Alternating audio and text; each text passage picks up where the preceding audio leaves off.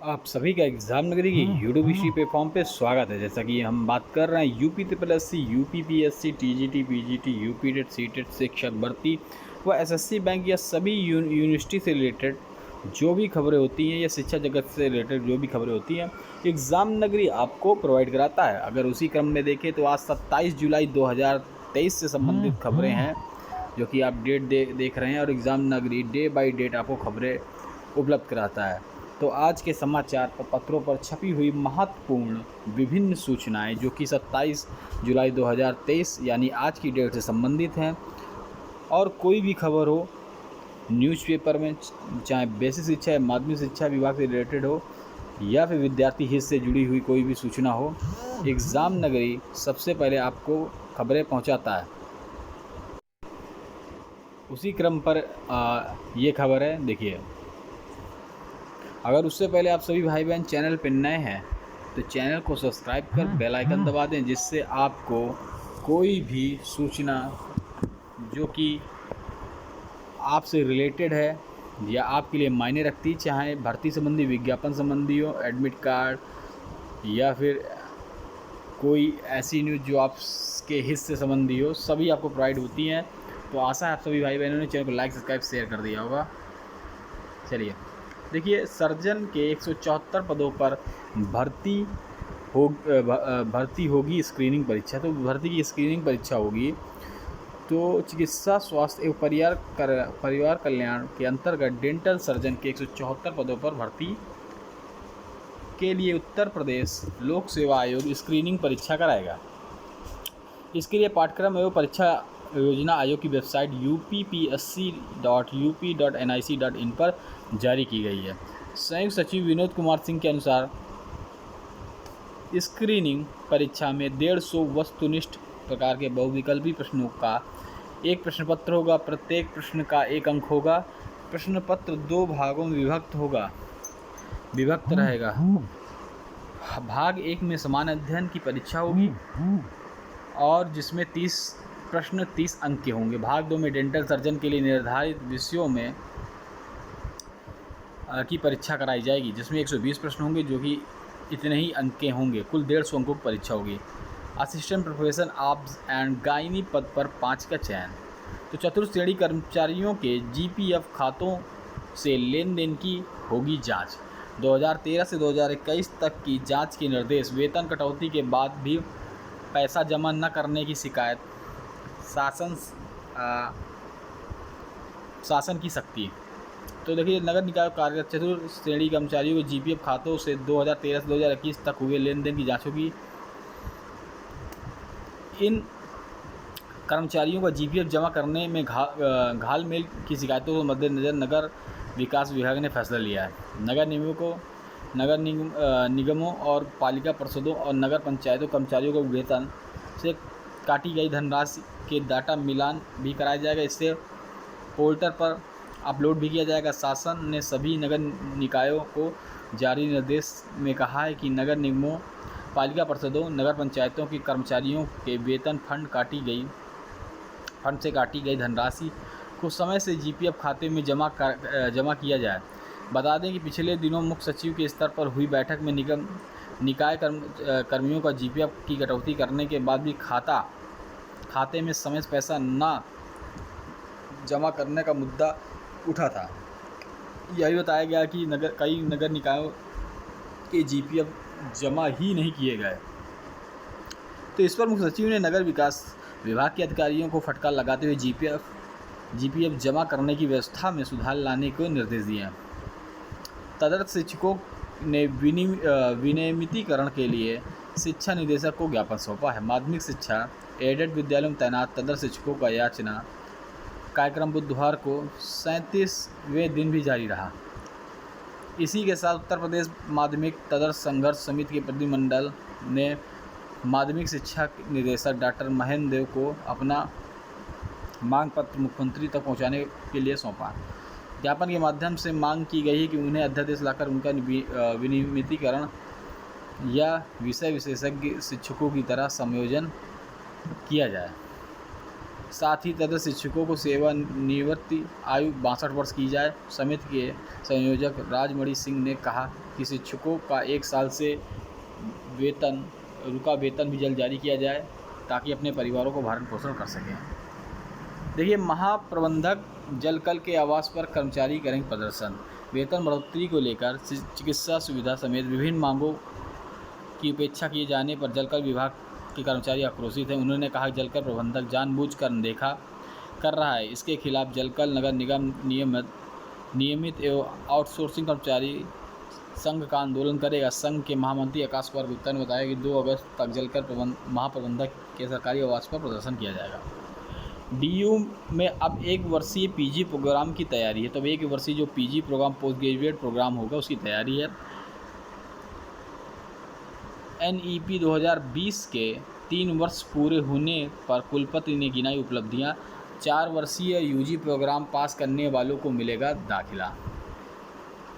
College course का चयन में बीकॉम अव्वल। 22 भारतीय भाषाओं की पढ़ाई के लिए क्लस्टर बनाए। मणिपुर हिंसा पीड़ितों की मदद के लिए डीयू तैयार।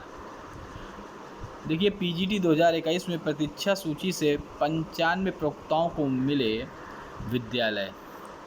आशासकीय सहायता माध्यमिक विद्यालयों के प्रशिक्षित स्नातक TGT एवं प्रवक्ता संवर्ग PGT 2016-21 के रिक्त पदों का सापेक्ष प्रतीक्षा सूची की काउंसलिंग की प्रक्रिया बुधवार को संपन्न हो गई है, पूरी हो गई है। अंतिम दिन प्रवक्ता संवर्ग के विभिन्न विषयों की काउंसलिंग शिक्षा निदेशालय में कराई गई, जिसमें अलग अलग विषयों को मिलाकर 95 अभ्यर्थियों को विद्यालय आवंटित किए गए। उप शिक्षा निदेशक माध्यमिक 2 प्रमोद कुमार मुताबिक प्रवक्ता संवर्ग में जीव विज्ञान विषय में रिक्त 6 पदों के सापेक्ष 5 प्रवक्ताओं को विद्यालय आवंटित किया गया। इसी तरह नागरिक शास्त्र में रिक्त सभी 5, वाणिज्य में 3, अर्थशास्त्र में सभी 2, अंग्रेजी में सभी 20, भूगोल में 10, रसायन विज्ञान में सभी 3, इसी संस्कृत में 5, हिंदी में 31 रिक्त पदों के सापेक्ष विद्यालय आवंटन प्रक्रिया पूरी की गई। इसके अलावा इतिहास, शारीरिक शिक्षा, मनोविज्ञान, कृषि रिक्त मिले 1-1 पदों के सापेक्ष विद्यालय आवंटन किया गया। गणित के रिक्त 8 पदों के सापेक्ष 5 और भौतिक विज्ञान में 5 के सापेक्ष 1 और कला में 3 के सापेक्ष 1 अभ्यर्थी को विद्यालय मिला। गृह विज्ञान में रिक्त दोनों पद रिक्त रह गए। रिक्त बचे पदों का सत्यापन करा निदेशक से लेंगे परामर्श। TGT 2016 और TGT 2021 के रिक्त पदों को सापेक्ष प्रतीक्षा सूची से काउंसलिंग प्रक्रिया पूरी करने के बावजूद कुछ विषय में पद रिक्त हैं। अपर शिक्षा निदेशक माध्यमिक सुरेंद्र कुमार तिवारी ने बताया कि रिक्त पदों का सत्यापन कराया जाएगा, फिर काउंसलिंग के संबंध में निर्णय लिया जा सकेगा। रोजगार मेले में 2.6 करोड़ युवाओं को मिला रोजगार। प्रदेश सरकार युवाओं को आगे बढ़ाने के लिए प्रदान कर रही मंच। 6 साल में 6 लाख युवाओं को सरकारी नौकरी की दी सौगात। 1,64 हज़ार शिक्षक भर्ती की गई। 1,64,000 शिक्षक भर्ती की गई। जल्द ही नए शिक्षा आयोग का गठन किया जा रहा है ताकि पदों को भरने में कोई दिक्कत ना रहे। 16,50,000 युवाओं को किया गया प्रशिक्षित। स्टार्टअप के लिए युवाओं को समर्थवान बनाने का प्रदेश सरकार कर रही है फोकस। 1772 विद्यालय सीखेंगे व्यावसायिक कौशल। ODOP रोजगार देने में गेम चेंबर योजना। स्वरोजगार से जुड़ रहे हैं युवा। सत्यापन के बाद भी स्टाफ नर्स के चयनितों को नियुक्ति अटकी। 6 साल पुरानी भर्ती को पूरा कराने के लिए 2 बार जारी किया गया विज्ञापन। स्टाफ नर्स पुरुष भर्ती चयनित अभ्यर्थी अभिलेख सत्यापन की प्रक्रिया पूरी होने के 1.5 माह बाद ही नियुक्ति के लिए भटक रहे हैं। यह भर्ती 6 साल पुरानी है और इसे पूरा कराने के लिए 2 विज्ञापन जारी किए गए। उत्तर प्रदेश लोक सेवा आयोग UPPSC ने 12 जनवरी 2017 को भर्ती का विज्ञापन जारी किया था। इसके बाद किन्हीं कारणों से कोर्ट के आदेश के अनुपालन में वर्ष 2022 में इस भर्ती का पुनः विज्ञापन जारी किया गया। स्टाफ नर्स ने 558 पदों पर भर्ती के लिए प्रारंभिक परीक्षा 10 अप्रैल 2022 को, मुख्य परीक्षा 4 अगस्त 2022 को आयोजित की गई। मुख्य परीक्षा में 931 अभ्यर्थियों में से 550 अभ्यर्थी के आवेदन पत्रों को संनिरीक्षा के बाद उनको अनुभव प्रमाण पत्र मांगे गए थे। और 8 मई 2023 को मुख्य परीक्षा का परिणाम घोषित किया गया था। 10,000 कर्मचारियों EPF डकार गए अधिकारी और ठेकेदार। इसकी मैंने आपको पहले ही न्यूज़ दे चुका हूँ ऊपर, ठीक है। 12,000 उद्योग लगेंगे, 1 लाख रोजगार। तो देखिए 22-23 में इतनी उद्योग लगी और 100 इकाई उन्नत की जाएंगी। तो देखिए क्या है, 3 एजेंसियों से तेजी पात लोगों के आवेदन स्वीकृत किए गए। इकाइयों की स्थापना कराने को कहा गया। लक्ष्य से अधिक इकाइयों की स्थापना कराएं ताकि अधिक से अधिक लोगों को रोजगार से जोड़ा जा सके।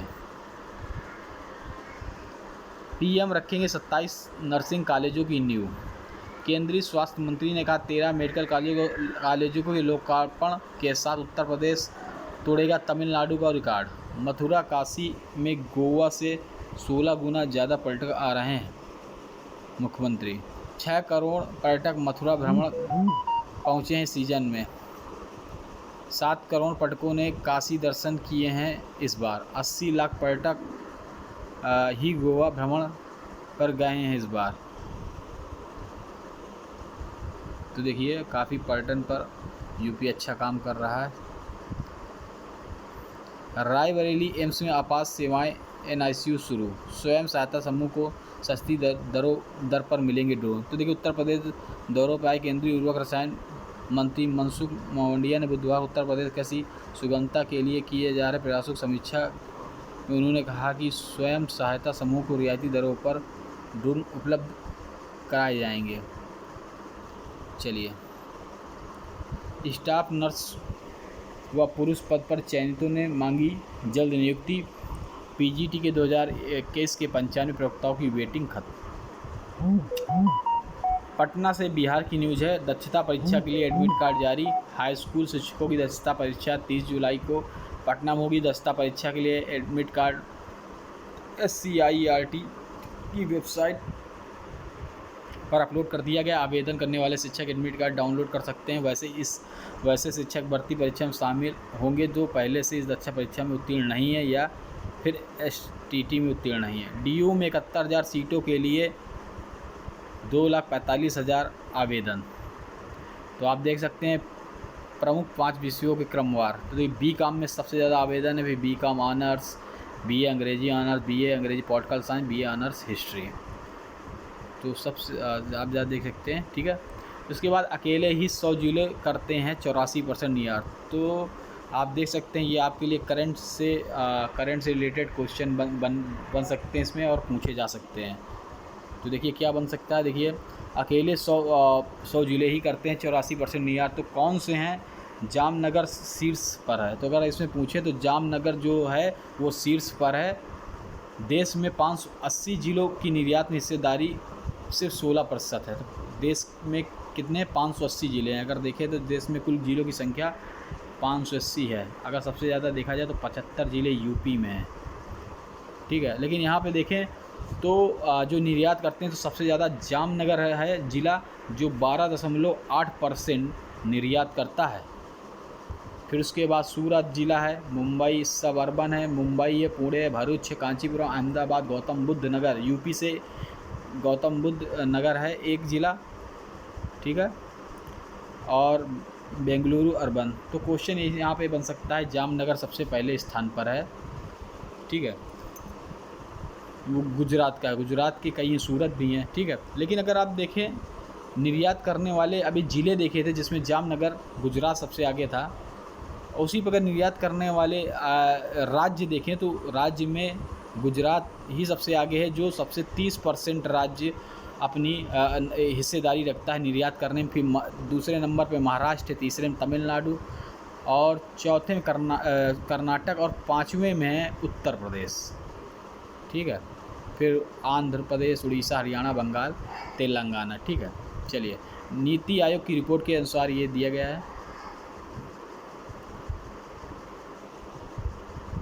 देखिए देश में औसत 5G डाउनलोड स्पीड अमेरिका व जापान से दुगना अधिक है। तो देश में जो भी 5G डाउनलोड स्पीड है वो अमेरिका जापान से दुगना है।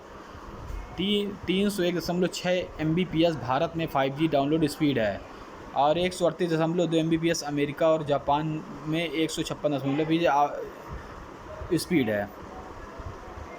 तो ये BCU में अगले सत्र से 4 वर्षीय स्नातक कोर्स चालू हो जाएंगे। तो ये रही आज के समाचार पत्रों पर छपी विभिन्न सूचनाएं। आशा करते हैं आप सभी भाई बहनों को अच्छी लगी होंगी सूचनाएं, प्लस करंट अफेयर से रिलेटेड न्यूज होती हैं। जो भी अभी तक चैनल को सब्सक्राइब नहीं किया, सब्सक्राइब कर ले, जिससे उनको सूचनाएं मिलती रहें। छोटी और बड़ी सूचना आपके लिए अगर समय पर मिल जाए तो सूचना आपके लिए महत्वपूर्ण होती है। जय हिंद, जय भारत, धन्यवाद।